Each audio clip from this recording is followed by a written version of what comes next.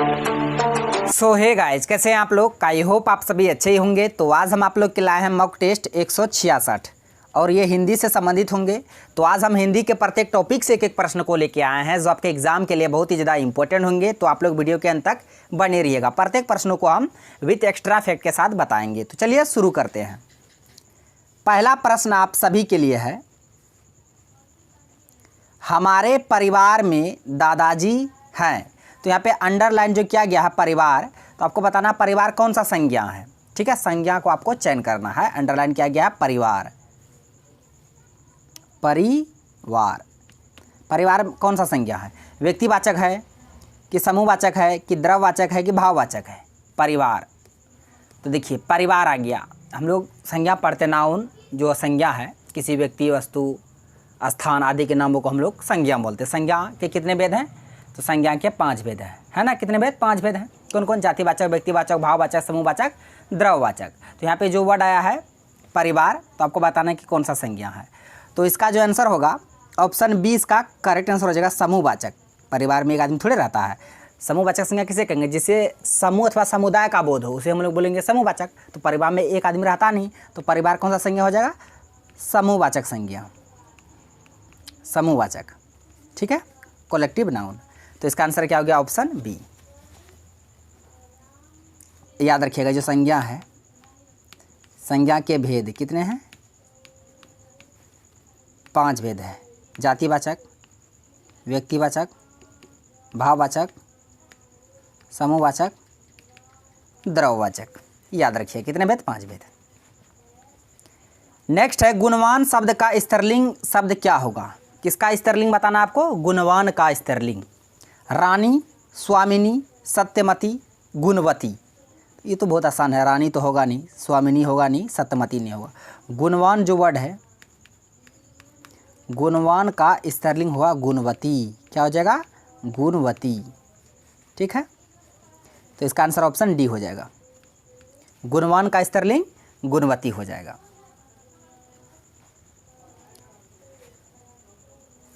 Next है किस वाक्य में वचन का सही प्रयोग हुआ है?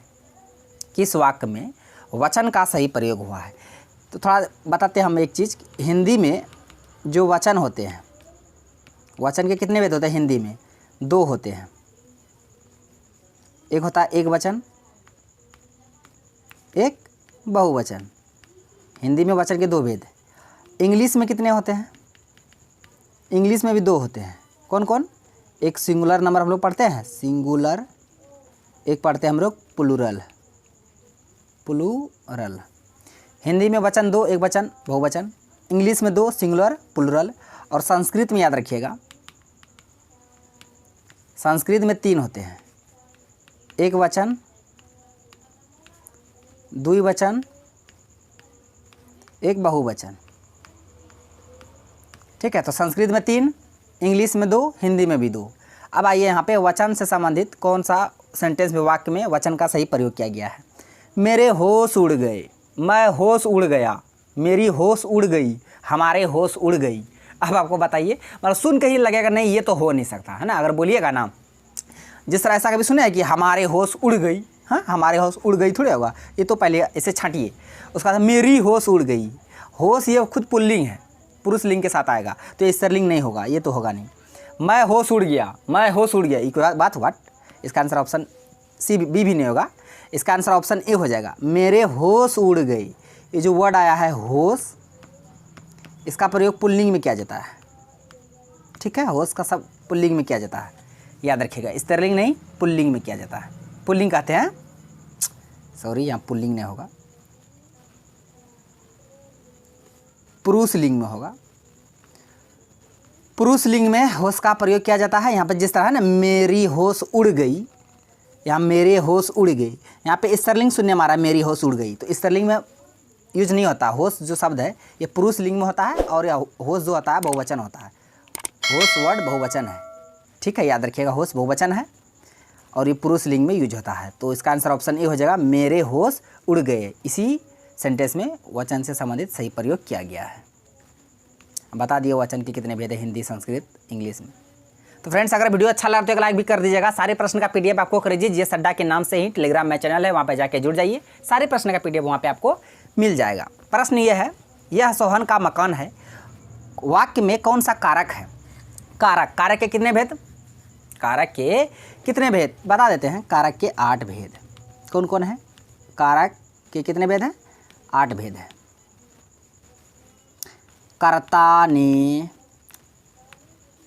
कर्म को करण से संप्रदान को के लिए आपादान, अपादान, उसके बाद क्या होता है? अधिकरण, संबंध। कर्ता ने कर्म को करण से संप्रदान को लिए आपादान से संबंध का के की, संबंध, अधिकरण, संबोधन, संबोधन। ये कारक के कितने भेद है? 8 भेद है। कर्ता कारक, कर्म कारक, करण कारक, संप्रदान कारक, अपादान कारक, संबंध कारक, अधिकरण कारक, संबोधन कारक। ये तो हो गया कारक के 8 भेद। लेकिन यहाँ से प्रश्न नहीं पूछा जाता है। प्रश्न पूछा जाएगा इसकी विभक्तियाँ से, विभक्ति चिन्ह, इसका चिन्ह क्या है? हाँ, इसकी विभक्ति क्या है, याद रखिएगा। कर्ता का चिन्ह है विभक्ति ने, कर्ता ने। कर्म का, कर्म कारक को, कर्ता ने कर्म को। करण का से संप्रदान का चिन्ह है को के लिए, दोनों याद रखिए। को के लिए किसका चिन्ह है? विभक्ति है संप्रदान का। उसके बाद रुकिए, यहाँ से ये अलग है, ठीक है। उसके बाद अपादान का चिन्ह, इसका भी से है। संबंध का, संबंध का के की, ये संबंध का है। अधिकरण का है में पर, में, जितना लिखा है सबको याद रखिएगा, ठीक है, में पर। और संबोधन का चिन्ह है हे, अजी, अहो, हे, अजी, अहो, अरे, ये सभी संबोधन का विभक्ति है। तो कारक के 8 भेद का नाम याद रखिए। कर्ता ने कर्म को करण से संप्रदान को के लिए आपादान से संबंध का के की, अधिकरण में पर, संबंध, हे, अजी, अहो, अरे। 8 भेद बता दिए। 8 भेद का जो विभक्ति है, चिन्ह है, वो बता दिए। अब आइए प्रश्न की ओर। प्रश्न में बोला गया है, यह सोहन का मकान है। तो मकान का संबंध किससे है? सोहन से। यानी कि मकान पर किसका अधिकार होगा? तो सोहन का अधिकार होगा। अधिकार वाला बात हो रहा है, मतलब अधिकार है। मकान पर किसका अधिकार है? सोहन का अधिकार है। तो मकान का संबंध किससे होगा? मकान जो है, मकान का संबंध किससे? जिससे संबंध रहेगा उसी का अधिकार होगा। मकान का संबंध है सोहन से।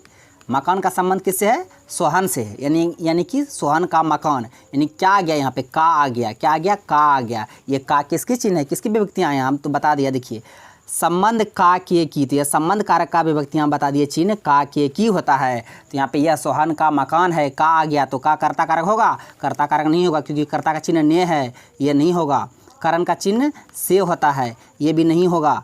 संबोधन का होता है हे, अजी, अहो, अरे, सुनते हैं, अरे, ये सब संबोधन का है। संबंध का बता दिए का के की। तो यहाँ पे क्या आ गया? यहाँ पे का आ गया। तो इसका आंसर क्या हो जाएगा? ऑप्शन डी इसका करेक्ट आंसर हो जाएगा, संबंध कारक। ठीक है, क्योंकि संबंध बता रहा है ना, मकान का संबंध किससे है? सोहन से है। तो संबंध बता रहा है तो संबंध कारक हो जाएगा। इसका आंसर ऑप्शन डी हो जाएगा। आई होप आप ये प्रश्न को समझ गए होंगे। कारक से संबंधित जितने भी प्रश्न बनेंगे हम सबको बता दिए, सबको आप याद रखिएगा। नेक्स्ट है वाग जाल का संधि विच्छेद। बहुत ज़्यादा इंपॉर्टेंट है ये, आप इसे याद रखिएगा। इसके पीछे जो कॉन्सेप्ट है हम आपको बताएंगे। वाग जाल का संधि विच्छेद, वाग जाल। यहाँ पे बहुत सारे स्टूडेंट कन्फ्यूज कीजिएगा। यहाँ देखिए, वाग धन जाल है, वाग धन जाल है। ये बिना हलंत का है वाग, ये तो बिना हलंत वाला होगा नहीं। यहाँ पे बिना हलंत वाला होगा नहीं। आप कन्फ्यूज कीजिएगा, वाक धन जाल होगा कि वाग धन जाल होगा, ये दोनों में क्या होगा? तो देखिए, पहले वाक जाल का हम संधि विच्छेद कर देते। इसका संधि विच्छेद कीजिएगा ना तो वाक धन जाल हो जाएगा, तब ये बन जाएगा वाग जाल। तो ये गो वाला नहीं होगा। ये नहीं कि यहाँ पे आधा गो है तो यहाँ भी गो होगा, नहीं, गो वाला होगा। तो इसका आंसर ऑप्शन ए हो जाएगा, वाक धन जाल हो जाएगा, वाग जाल। ऐसा क्यों हुआ? तो व्यंजन संधि का एक कॉन्सेप्ट है, बहुत बढ़िया कॉन्सेप्ट है। देखिए, मतलब यदि क, लिख देते हैं, यदि क, ठीक है, इसको देखिए, क, चो, टो, तो, प, कवर्ग के शुरू में को आता है, चवर्ग में चो, टवर्ग में टो, तवर्ग में तो, पवर्ग में प, क, चो, टो, तो, प। अगर किसी वर्ग का तृतीय और चतुर्थ वर्ण जो है, या यर और व अथवा कोई स्वर हो, तो पता है अगर इसी का कितना तृतीय या चतुर्थ वर्ण आए, जिस तरह क्या था, वाक, ये था ना, वाक धन जाल, तो होना चाहिए इसे वाक, वाक जाल होना चाहिए, लेकिन वाक जाल नहीं हुआ, क्या हो गया, वाक जाल हो गया, क्योंकि क किस में बदला, पहले बता दिए, अगर क च ट त प रहे तो ये इसका जो तृतीय चतुर्थ वर्ण आता है, अगर इसके बाद आया तो ये किस में बदलेगा, क च ट प के स्थान पर क्या हो जाएगा, ग ज ड द ब हो जाएगा। तो इसलिए यहाँ पे क की जगह ग बदल जाएगा, यानी कि क का तीसरा वर्ण क्या होगा, क ख ग, क का तीसरा वर्ण क्या होगा, ग होगा, तो ये क किस में बदल जाएगा, ग में बदलेगा, क किस में, ग में। उसी तरह च किस में बदलेगा, अगर च किस में बदलेगा, च छ ज, तो क ज में बदलेगा। उसी तरह ट किस में बदलेगा, ट ठ ड ड, ट ठ ड ड, ट ड में बदलेगा, क्योंकि उसका तीसरा वर्ण में, त थ द, त द में बदलेगा, प किस में बदलेगा, प ब में, प फ ब में बदलेगा, प तीसरा वर्ण में बदल जाता है। उसी तरह यहाँ क आया, क किस में बदलेगा, तो क ग में बदलेगा, क किस में बदलेगा, ग में बदलेगा, ये समझाने के लिए बताए थे। इसलिए यहाँ पे क किस में बदलेगा, ग में, जाल वाग जाल हो जाएगा। ठीक है, यही हम आपको बताना चाहते थे। तो इसका आंसर क्या हो जाएगा, ऑप्शन ए। टाइम बहुत कम है क्या, अभी कॉन्सेप्ट नहीं पढ़ना है, अभी क्वेश्चन बनाना है। कितना प्रश्न लेके आए सबको दिखिए। ठीक है, प्रश्न है, गाय बैल पद में कौन सा समास है, गाय बैल, इसका विग्रह कीजिएगा तो गाय और बैल हो जाएगा, गाय बैल का विग्रह कीजिएगा तो गाय और बैल हो जाएगा, और आ गया तो द्वंद्व समास हो जाएगा। द्विगुणी होगा, कर्मधारय नहीं होगा, बहुब्री नहीं होगा, इसका आंसर ऑप्शन डी हो जाएगा, द्वंद्व। द्वंद्व में जिस तरह माता पिता, सुख दुख, उतार चढ़ाव, जीजा साली, पेड़ पौधा, ये सारे वर्ड द्वंद्व समास का उदाहरण है। नेक्स्ट है, सही वर्तनी वाले शब्द का चयन करना है, सही वर्तनी वाले शब्द का चयन करना है। आविर्भाव, आविर्भाव, आविर्भाव ही है, लेकिन आविर्भाव लिखा कैसे जाएगा, तो देखिए, आविर्भाव लिखा जाएगा अ में आकर, व में हर्षिक मात्रा, भ आकर रेप, यहाँ वो आविर्भाव होता है। क्या होता है, आविर्भाव, इसका मतलब होता है उत्पत्ति, किसी चीज़ का उत्पत्ति होना या प्रकट होना, आविर्भाव का मतलब होता है। ठीक है, तो आविर्भाव वाला नहीं होगा, भ वाला भी नहीं होगा, इसका आंसर ऑप्शन सी हो जाएगा। आविर्भाव का मतलब होता है, अर्थ होता है उत्पत्ति या प्रकट होना। नेक्स्ट है, समूह से भिन्न का चयन कीजिए, मतलब जो सबसे अलग है, चारों ऑप्शन में से कौन सबसे अलग है उसी को आपको चयन करना है। आतुर, बेचैन, आदमी बेचैन है, आतुर है, चिंतित है, यानी कि आतुर, बेचैन, चिंतित, ये तीनों एक जैसा शब्द है। ठीक है, आतुर, बेचैन, चिंतित, ये तीनों एक जैसा शब्द है। अलग क्या दिख रहा है, समानार्थ वाले पर्यायवाची है दोनों आपस में, आतुर, बेचैन, चिंतित, ये तीनों आपस में पर्यायवाची है, सिनोनिम है। अलग कौन है, अज्ञानी अलग हो जाएगा, अलग ही आपको चुनना था, कौन अलग है, बेमेल है, तो इसका आंसर ऑप्शन सी हो जाएगा। क्यों हो आपको बता दी, ये तीनों आपस में सिनोनिम है। नेक्स्ट है, जिस पर मुकदमा चल रहा हो, वाक्य के लिए सार्थक शब्द क्या होगा, अनेक शब्द के बदले एक शब्द है, बहुत ज़्यादा इंपॉर्टेंट है, ये आप कंफ्यूज कीजिएगा। देखिएगा, बहुत सारे स्टूडेंट इसमें ना गलत मार देंगे, नहीं, जिस पर मुकदमा चल रहा है, कोर्ट में जिस पर मुकदमा चल रहा है, तो उसे हम लोग क्या बोलेंगे, अपराधी, अभियुक्त, अभियुक्ता, मुलजिम। तो बहुत सारे स्टूडेंट इसमें क्या करेंगे, अरे बाबू चल रहा है मुकदमा, केस चल रहा है, तो अपराध तो होगा, अपराध क्या होगा, अपराधी होगा, मारो ए आंसर। कोई कहेगा नहीं वो मुलजिम है, मुजरिम है बाबू, ये कत्ल किया, खून किया, मारो आंसर ये। कोई कहेगा अभियुक्त है, कोई अभियुक्ता। याद रखिएगा, इसका जो आंसर होगा, जिस पर मुकदमा चल रहा है उसे बोलेंगे हम लोग अभियुक्त। क्या बोलेंगे, अभियुक्त, इसका करेक्ट आंसर हो जाएगा, ऑप्शन बी हो जाएगा। याद रखिएगा, बहुत ज़्यादा इंपॉर्टेंट है। ठीक है, ये वाला नहीं होगा, ये भी नहीं होगा, सॉरी ये भी नहीं होगा, ये भी नहीं होगा।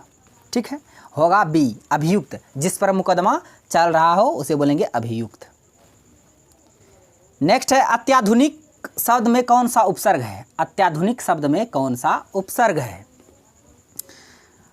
इसके अलावा जो वर्ड है जिसमें सेम उपसर्ग है, उस सारे वर्ड को हम लिख देते हैं, 2-3-4 वर्ड हैं, उसको देख लीजिए आप। ठीक है, अगर अतिरिक्त हो, अतिरिक्त हो गया, इसके अलावे अतिक्रमण,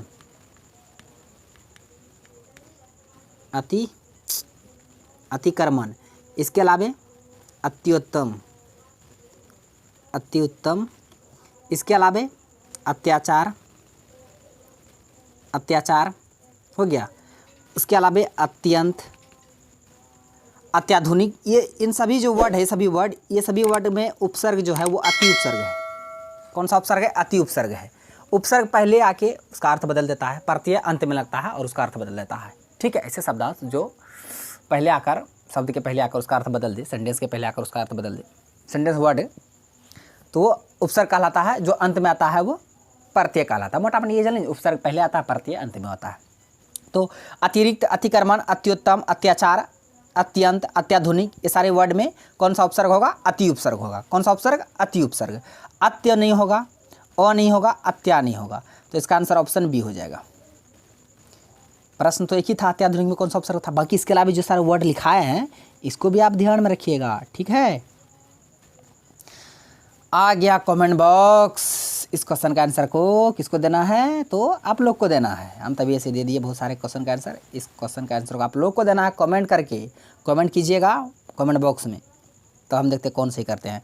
प जो है, प वर्ण का उच्चारण स्थान क्या है? आप खुद पहले प बोलिएगा। प प कहाँ से बोला जाएगा? तो ही जीभ से बोला जाएगा, ओष्ठ से बोला जाएगा, मुर्दा से बोला जाएगा, तालु से बोला जाएगा, जहाँ से जो बोला जाएगा प का उच्चारण स्थान जहाँ भी होगा उसको आपको कमेंट बॉक्स में इसका आंसर देना है। तो फ्रेंड्स, आज का प्रश्न बस यहीं तक था। सारे प्रश्न को हम विद कॉन्सेप्ट के साथ बता दिए। आई होप आपको वीडियो पसंद आया होगा। यदि वीडियो पसंद आया तो मेरा वीडियो को लाइक कीजिए तथा मेरा यूट्यूब चैनल कर दीजिए सड्डा को सब्सक्राइब कर और बेल आइकन को भी हिट कर दीजिए ताकि हर एक लेटेस्ट वीडियो का नोटिफिकेशन तुरंत आप तक पहुंच जाए। Thanks for watching video. धन्यवाद। अब मिलते हैं नेक्स्ट वीडियो में नेक्स्ट टॉपिक के साथ। तब तक के लिए जय हिंद।